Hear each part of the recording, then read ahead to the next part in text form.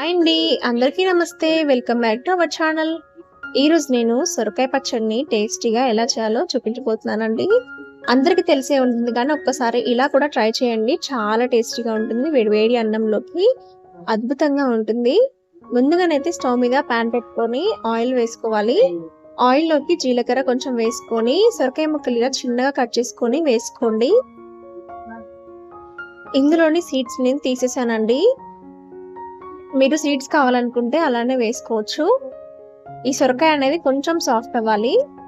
ఈ సొరకాయ ముక్కలు కొంచెం సాఫ్ట్ అయిన తర్వాత ఇందులోకి ఒక 2 టమాటాలు ఇలా పండిన టమాటాలు తీసుకొని కట్ చేసుకొని వేసుకోవాలి. అలాగే కారానికి తగినట్లుగా పచ్చిమిర్చి కూడా తీసుకోండి. నేను ఇక్కడ తీసుకున్న పచ్చిమిర్చి కారం చాలా తక్కువగా ఉన్నాయి, అందుకే ఎక్కువగా తీసుకున్నానండి. అలాగే కొంచెం కొత్తిమీర ఇలా పైనుండి వేసుకోండి. ఇవన్నిటిని బాగా మగ్గేలాగా మగ్గించుకోవాలండి. ఇప్పుడు ఇందులోకి పొట్టు తీసిన వెల్లుల్లి రెబ్బలు కూడా వేసుకొని అంత బాగా కలిసిలా కలుపుకోవాలి. ఇందులోనే రుచికి తగినట్లుగా సాల్ట్ కూడా వేసుకొని కొంచెం చిటికెడంత పసుపు వేసుకోండి. ఇది కలర్ కోసం, వేసుకోకపోయినా పర్లేదు. ఇవన్నిటిని బాగా కలిసేలాగా కలుపుకోవాలి.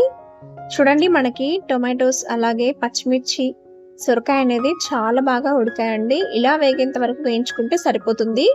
ఇది కొంచెం చల్లారిన తర్వాత మిక్సీ జార్లోకి తీసుకొని మరీ మెత్తగా పేస్ట్ లాగా కాకుండా కొంచెం కచ్చపచ్చాగా గ్రైండ్ చేసుకోవాలి. ఇలా కోర్స్గా గ్రైండ్ చేసుకోవడం వల్ల తినేటప్పుడు చాలా టేస్టీగా ఉంటుందండి. మీకు రోలు ఉంటే రోట్లో దంచుకోండి, ఇంకా బాగుంటుంది.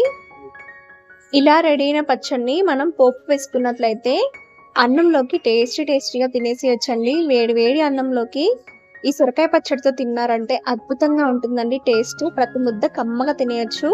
తప్పక ట్రై చేయండి. ట్రై చేసి మీకు ఎలా వచ్చిందో నాకు కామెంట్ చేయండి. నచ్చితే లైక్ చేయండి. మీ ఫ్రెండ్స్ అండ్ ఫ్యామిలీతో షేర్ చేయండి. ఇలాంటి మరిన్ని రెసిపీస్ కోసం సబ్స్క్రైబ్ చేసుకోండి.